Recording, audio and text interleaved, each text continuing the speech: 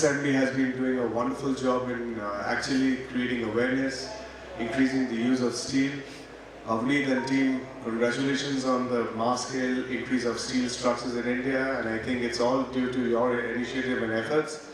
And all we are here, every time we come here, it's always a pleasure seeing so many people, so many interested people in the world of steel. Today, I would like to present a project which we don't get usually. It's a unique project. It comes once in a while. And once you're a part of such projects, you really want to express and you want to share those projects with everyone over here. So this project is based in Imphal, in the city of Imphal in Manipur. And it's 122 feet high statue of a polo game structure. We see the polo sport actually originated in the city of Manipur, and that's what they always say, we gave the world the sport of polo. And this structure actually also has some religious connotations to the state. They also worship this structure and the statue. They call it the marching statue. And right now, I think it's one of the India's first statue, 122 feet high, made completely of and 100% of hollow section steel, of course, and provided by Tata Steel. A lovely support from Tata Steel. So, ladies and gentlemen, thank you for having me here. Here's my presentation on the marching statue. So, the client is the Public Work Department of Manipur, and the project consultant themselves, even the architect themselves. They've got wonderful engineers who actually could visualize such a project. It's a dream project of the Chief Minister of the state, Sri N. Biren Singh. And it was conceived around 4 years back. And of course, due to COVID, it got delayed, and finally it was inaugurated this year by Sri Amit Shah, Honorable Minister of Home Affairs, on 6th of January in the state of Manipur at Imphal. So, we've been privileged to be the project consultants for this project, and one of the biggest challenge, more than being the project consultant, was the contractor. We had NPEC, who is a national power engineering company from Siliguri. They actually made it possible because this structure is not only on plain, it's on the mountain, and not only on top of a mountain, it's on a 3-story building, on the roof of a 3-story building. So, which makes the not only the design part, more of a construction part, very difficult. So, some few features of this project. This vision, as I told you, was of the Chief Minister of, current Chief Minister of Manipur, N. Biren Singh. And this is the way they went ahead is that they didn't have any data on this. How would they go about it? So they built a prototype on ground. I mean, a smaller scale statue on ground. But that's where it ended for almost a month, and then they came up with a solution to digitize that entire statue. And when you want to digitize that, you actually gain the entire structure in pixels, and from there started the whole core development of the entire structure from pixels to 3D modeling, and then into a regular structural frame structure. So once this 3D scan was complete, we got the main digitized image of the statue and how it was going to be. Then we started actually asking, how would I want to frame it out? Because one of the biggest challenges in such a case is that it's on such a high altitude, you have to consider the wind and the earthquake, which is going to be dominating, and which is one of the most difficult parts of this design aspect. And then the whole network of this system, when I show you the structural framing, that was actually influenced from a structure which I had seen long back in China. It's called a stadium called the Bird's Nest, and that's made out of hollow sections. and a complex grid of hollow sections. So we tried to simplify that and implement that over here in this project. So as I mentioned, the main challenge was that the erection scheme. The erection scheme, more than the erection scheme, is a logistic issue, because whenever you are trying to transport materials to a mountain, you have to think of the road, you have to think of the curvature of the road and the least radius of bending, which means your trawler cannot be longer, or your fabricated sections can't be beyond a certain length, which would actually not, it create trouble to maneuver through a road. So that's one of the first things. So we had to go down entire mountain, search the least radius of curvature, and then decide on the maximum length of framing which we could do. So that was a big challenge, and I think we pulled it off pretty well. The statue is around 200 tons, and it's majorly, it's totally, the framing and everything is of steel, structural steel, hollow section, and the sheeting, and that's the cladding part. They wanted to give it a little bit rough look, so bronze sheeting, bronze with phosphorus content is one of the best sheeting, because it withstands wind, but at the same time it's malleable. So, but the challenge was, what is the thickness of bronze? So we went on to different levels of thickness experimentation, starting from 3 mm, then we came down to 2 mm. Finally, we closed it at 1.6 mm bronze sheet, which could be malleable, but yet it could withstand wind at that high pressure and not change in any of those shapes. So this was your prototype model, built on ground and made of clay and a lot of material. And you can see a lot of rods coming around it. That's because we needed to digitize, scan it, and it's a part of this digitized scanning process. Once that scanning was done, on the right hand side there is a prototype, a very smaller, minor scale prototype structural framing which we did of hollow sections. Again, that was on ground. So we were getting close to what we were wanting on thing, but yet it was not very clear. Okay, so then one of the key features, as I told you, was to collect the data, because once I had all the data of that entire mountain, starting from the roads, starting from the altitude, and it's on top of a concrete building. So which means the entire building has to be designed in such a way that it should be able to transfer the loads successfully to the ground and via all the columns which are supporting the main statue. So again, it's just a small structural note. I'll just race through that. It's 122 feet high statue. There are two levels of framing. One is the main core framing, which is completely of hollow section, and then there is the secondary framing, which actually houses the cladding, that is the bronze sheeting. Again, that's more 60% hollow section, and remaining are of flats and angles. This was the model created separately first, digitized model, and then got into STAD, very well-known software. I've just created a very wire network diagram of STAD. And if you can see on the horse, we have also created a little bit of a prototype model of the entire building beam grid system. If you remember this, if you see the structure, there are actually 4 support points, and of the 4 support points, the right front leg, the right rear leg, the left rear leg are solid load transfer points. The left front leg is bent, and it will not act in 100% just like the other legs. So which means you have actually an asymmetrical structure where you want to stabilize that, but yet you need effective load transfer system. And the griding system it is resting on is actually thick beams, a grid of beams which are actually mounted on 8 columns on the top of the roof. So again, joining them to the RCC beam was a challenge. Now, this is a basic framework what we divided in. So we studied the pattern of wind loading over there, the nature where the wind actually hits at the maximum, and then we formed this. There are just only few of the red marking. Those are the pattern of main grid systems, which I knew that if these could sustain, and I could sustain the joint between the body and the leg, to the leg, down to the ground, the structure would be complete, and I don't have any trouble.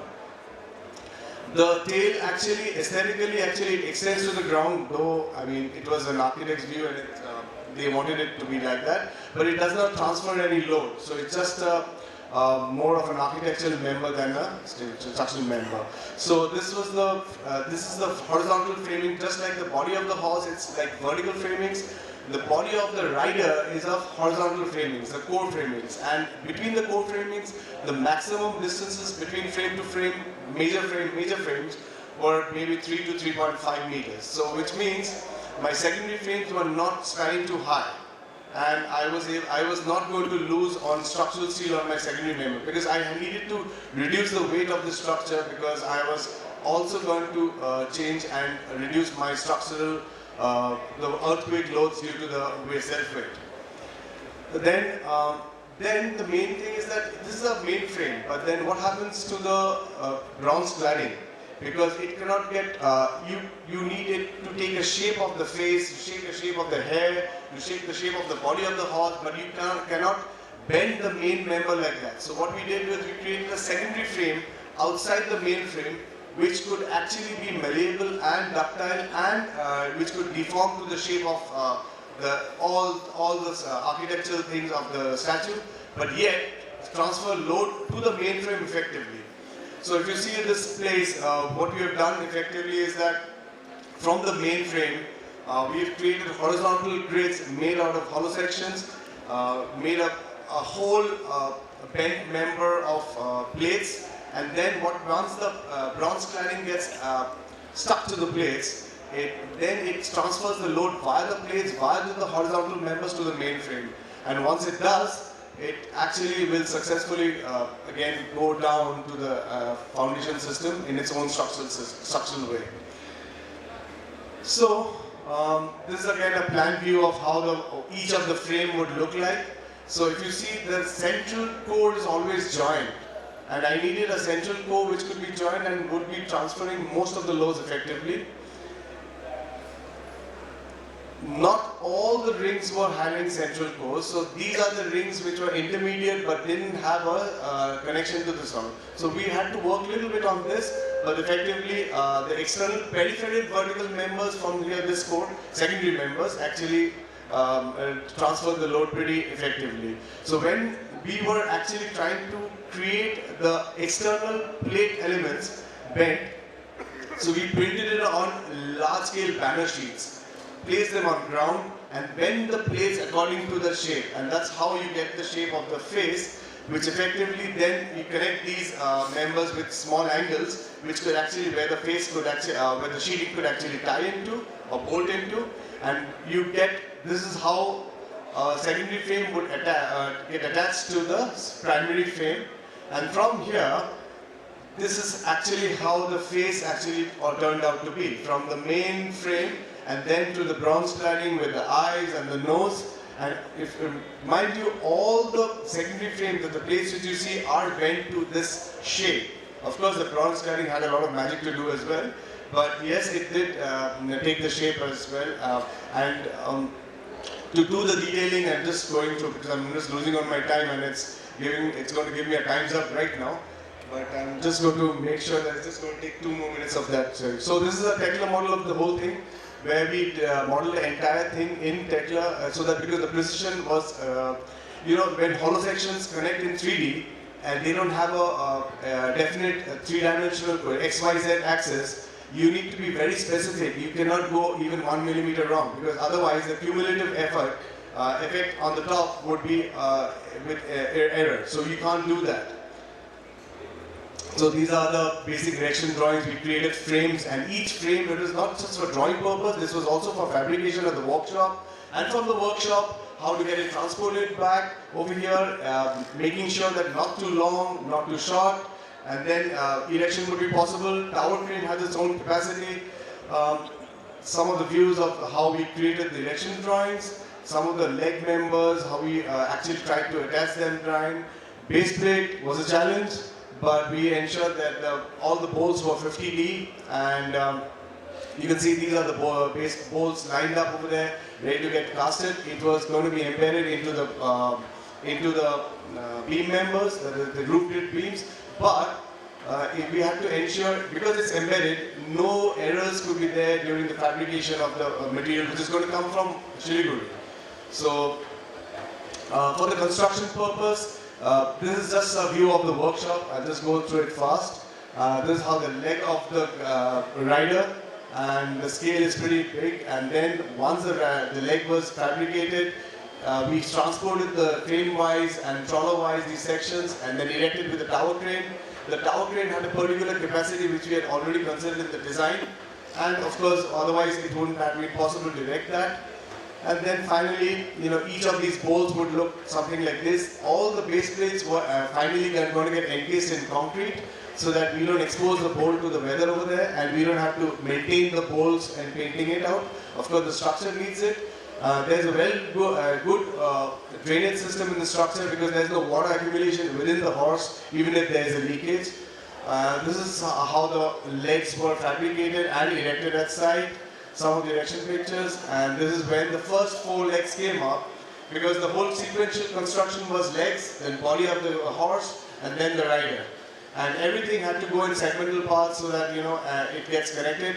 And the analysis was done in such a way that every time I was adding new frames, I had to do a weight analysis for that, so that in case once the whole structure is not up and I encounter a cyclone or a cyclonic wind, it should be sustaining it.